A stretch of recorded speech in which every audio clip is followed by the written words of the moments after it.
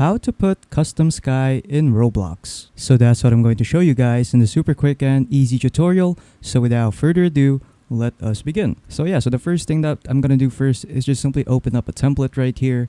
So for example, I'll just open up this base plate, and then once you're here, you'll now be able to add your sky. So adding a sky in Roblox is super simple. So what you want to do is to make sure that your toolbox is on right here in the left side. So if you can't find your toolbox just like this, just go to the home tab right here, and then afterwards just go to toolbox right here and then just switch it on.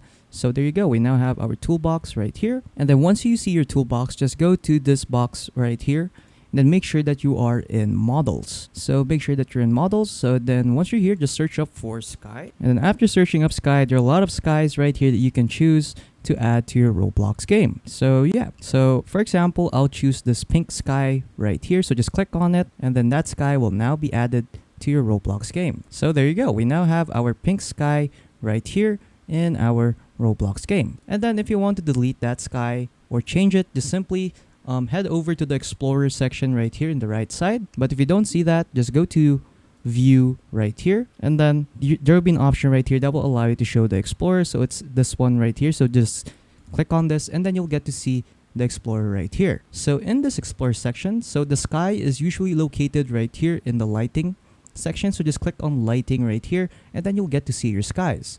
So from here, you can now delete your skies right here. So just click on it, and then just simply click on delete on your keyboard.